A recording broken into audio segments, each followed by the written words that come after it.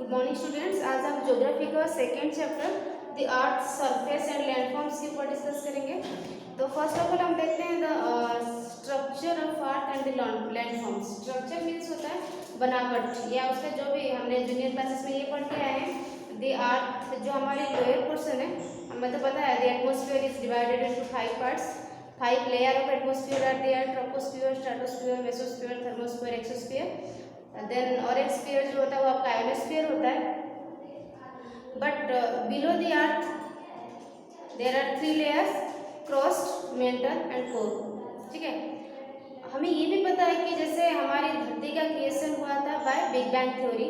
Big bang theory क्या होता है? It details says the earth is created after explosion. धरती जो शुरू हुआ था, बना था, एक एक्सप्लोजन से हुआ था।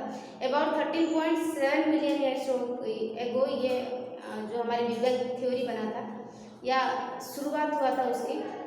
जैसे धमाका हुई, इसके बाद हमारे सोलर सिस्टम क्रिएट हुआ। हमारे जो सोलर सिस्टम है ये पार्ट ऑफ यूनिवर्स है, स्पेस का एक पार्ट ही है, बट मिनी अमाउंट में, मिनी परसेंटेज एरिया ये कवर करता है। जनरली हमारी जो सोलर सिस्टम्स है, it is made up of sun, 8 planets, satellites, meteors and different celestial bodies are there. celestial bodies means पूरा स्पेस में जितने भी बॉडीज हैं उस सबको हम celestial bodies बोलते हैं। तो स्टार्टिंग हम बिग बैंग थ्योरी से करें। Big bang theory tells about, क्या कहता है बिग बैंग थ्योरी? नहीं, इसमें पहले 13.7 मिलियन ईयर्स एगो हमारा एक धमाका हुआ, एक्सप्लोजन हुआ, जिसकी वजह से धरती का क्रिएट हुआ, अर्थ का क्रिएट हुआ। देन ये रिवॉल्यूट करता चला गया। रिवॉल्यूट मीन्स घूमता चला गया। रिवॉल्यूशन के बाद क्या हुआ? जैसे धमाका से क्रिएट हुआ था, ये बिल्कुल एक स्टार्टिंग में आग का गोला था। जैसे घूमते चला गया, रिवॉल्यूट होता चला गया, इसके टेम्परेचर धीरे धीरे कम होते चले गए और धीरे धीरे लाइफ का शुरुआत हुआ। हमारे बुक की अकॉर्डिंग हमारे लाइफ का शुरुआत हुआ था लगभग 150 मिलियन ईयर्स एगो। ठीक है, 150 मिलियन ईयर्स एगो हमारी जो धीरे धीरे जो यूनिसेलुलर ऑर्गेनिजम्स का लाइफ, algae वगैरह, फंगी वगैरह, इन सब का लाइफ का शुरुआत है। समझ में आया? देन लेकिन जो हमारी लोअर पार्ट है, अर्थ का नीचे वाला पोर्शन है, वहाँ पे क्या हो, अभी भी टेम्परेचर नॉर्मल नहीं हुआ। हमारे जो लोअर द अर्थ, हमने इसको 3 पार्ट में डिवाइड किया है: क्रस्ट, मेंटल, कोर। ठीक है, अभी भी कोर की टेम्परेचर कंसिडर किया जाता है 3700 डिग्री सेल्सियस। ठीक है, तो अभी भी नॉर्मल नहीं हुआ, अभी भी वहाँ पे वोल्केनोस पाया जाता है, द मोल्टेन आयरन, मोल्टेन लावा। ठीक है, तो धरती का क्रिएशन के पीछे हमारे पास कोई भी क्लियर हाइपोथेसिस नहीं है एक्सेप्ट बिग बैंग थ्योरी। ठीक है, लेकिन जब चैप्टर्स की बात आया स्ट्रक्चर ऑफ अर्थ, ठीक है, धरती का जो स्ट्रक्चर है, जनरली हमारे पास पहले था कि धरती गोल है। ठीक है, लोगों के पास ये भी था कि हाँ धरती गोल है। सबसे पहले था लोगों के पास, जैसे हमारे पास साइंस का इम्प्रूवमेंट नहीं था, लोग बोलते थे धरती जो अर्थ है फ्लैट सरफेस, बिल्कुल फ्लैट। कि और ये भी था कि फ्लैट सरफेस होने की वजह से जब हम जाते हैं तो शायद वहीं पर धरती खत्म हो जाती है, इसलिए वहीं से रिटर्न, कुछ लिमिटेड टाइम से रिटर्न करना पड़ता था।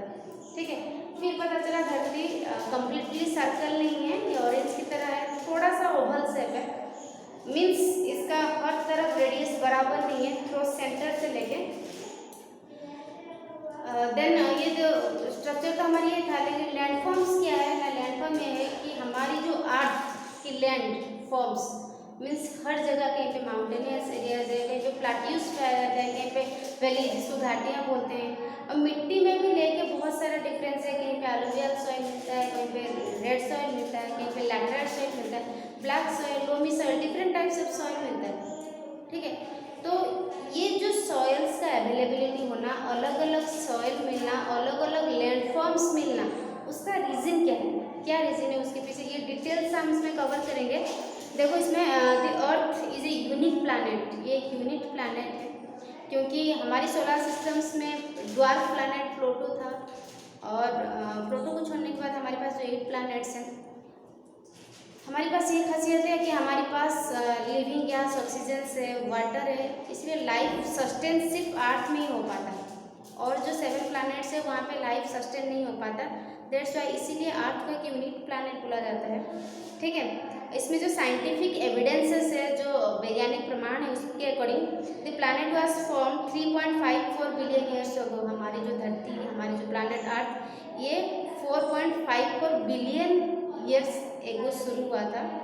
एंड लाइफ अपीयर्ड, और जो life unicellular means the body the organism having one cell, जिसमें एक ही सेल है। यूनिसेलुलर लाइफ का शुरुआत लगभग 150 मिलियन ईयर्स एगो हुआ था। ठीक है, धरती क्रिएट हुआ था 4.5 billion years ago and life का शुरुआत हुआ था 150 मिलियन ईयर्स एगो। ठीक है, इसके बाद क्या हुआ, जब शुरुआत हुआ हमारे जो पांगाई था वो धीरे धीरे, क्योंकि देखिए जो लैंड फॉर्म्स होता है ना वो चेंजेस होता रहता है। हमारे साइंटिफिक रीजन की वजह से, मतलब एविडेंस से ये पता चलता है, जो हमारी हिमालयन रीजन है, हमारे जो हिमालय है वो पहले हिमालय नहीं था। ये हमारे पास, हम ये हिमालय को देख रहे हैं लगभग सम ईयर्स एगो। ठीक है, कुछ सालों से पहले ही हमारा हिमालय था। हमारे लैंडफॉर्म में पहले हिमालय नहीं था। जनरली जो हमारी जो जियोलॉजिस्ट होते हैं वो बोलते हैं कि हमारी जो धरती है ना वो कुछ प्लेट्स के ऊपर है। उस प्लेट्स को लेके हम 7 कंटिनेंट्स में डिवाइड किए। कंटिनेंट्स क्या है, महादेश जिसको बोलते हैं। क्या कितने कंटिनेंट्स है, 7 कंटिनेंट्स है। एंड 7 कंटिनेंट्स का नाम क्या है, Asia, Africa, Europe, Australia, north America, south America and Antarctica. ठीक है, ऐसे 7 कंटिनेंट्स। ये 7 कंटिनेंट्स 7 प्लेट्स के ऊपर है। कभी भी इम्बालांस हो जाता है, चाहे पॉपुलेशन ग्रोथ हो या डिफॉरेस्टेशन हो, तो क्या होता है, जो प्लेट्स होते हैं कभी कभी ओवरलैपिंग कर जाते हैं, एक दूसरे के ऊपर ओवरलैपिंग करते हैं, नहीं तो थोड़ा नीचे आ जाता है। ठीक है, तो जब ओवरलैपिंग करते हैं, कुछ साइंटिफिक एविडेंसेस के तौर पे बोल रही हूँ, साइंटिफिक या जियोलॉजिस्ट के हिसाब से, जब प्लेट्स ओवरलैपिंग करते हैं, एक दूसरे के ऊपर ओवरलैप करते हैं, तभी माउंटेन्स फॉर्म होता है। उसी की बेसिस पे उनके हिसाब से हिमालय भी क्रिएशन ऐसे ही हुआ था। ठीक है, जब गड्ढा हो जाता है या एक प्लेट दूसरे से थोड़ा खिसक जाता है, नीचे आ जाता है, तभी हमारे फॉर्मेशन ऑफ जैसे ओशंस वगैरह होता है। तो ये इवोल्यूशन की बात है। धीरे धीरे जब चेंजेस होता रहता है, मैंने कहा था बिग बैंग थ्योरी से धीरे धीरे धरती रिवोल्यूट करते करते ठंडा होता चला गया। तो ये कॉमन प्रोसेस नहीं है और एक शॉर्ट प्रोसेस भी नहीं है, बहुत लेंथी प्रोसेस है। तो ऐसे स्टार्टिंग से ये कह रहा है कि धरती का क्रिएशन 4.54 बिलियन ईयर से पहले हुआ था, बट लाइफ का क्रिएशन 150 मिलियन ईयर से हुआ था हमारी धरती में। इसके बाद जो हमारे पांगाई था वो धीरे धीरे उसमें चेंजेस हो गया। वो जो पांगाई था, देखो इसमें Pangaea had split into 2 giant land masses। ठीक है, अच्छा हमारी जो धरती है ये टोटली क्या हुआ ना, 2 अलग अलग लैंड masses, भूमि रूप या दोनों अलग अलग जगह में चेंजेस हो गए। जैसे मैंने कहा ओवरलैपिंग की वजह से हो सकता है कोई ज्योग्राफिकल या जियोलॉजिकल चेंजेस हो, जिसकी वजह से जो हमारे पांगाई है 2 अलग अलग लैंड masses से चेंज हो गया। तुम्हारे फर्स्ट है तुम्हारे नॉर्दर्न कंटिनेंट्स में चेंज हुआ था, जिसको हम लोरेशिया बोलते हैं। ठीक है, पांगाई जो है वो 2 लैंड masses से चेंजेस हुआ।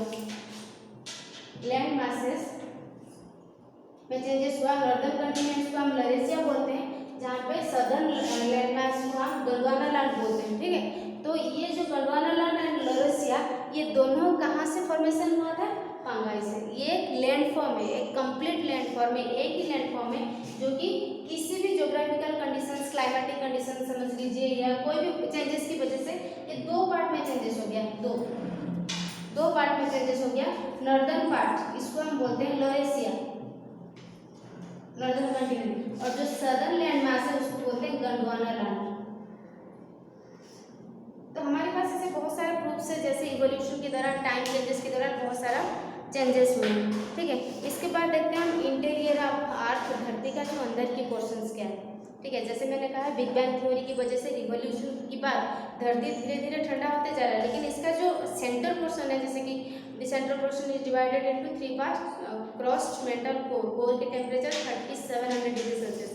ठीक है, तो जियोलॉजिस्ट के अकॉर्डिंग क्या होता है, तो जब आप धरती के अंदर की कुछ स्टडी करने की कोशिश करते हैं बहुत मुश्किल होता है, क्योंकि बिलो द अर्थ टेम्परेचर इतना ज़्यादा है कि उसके अंदर जाके कुछ स्टडी करना ये लगभग नामुमकिन सा लगता है। ठीक है, हमारी एक स्टडी के according the deepest places on the earth are in South Africa.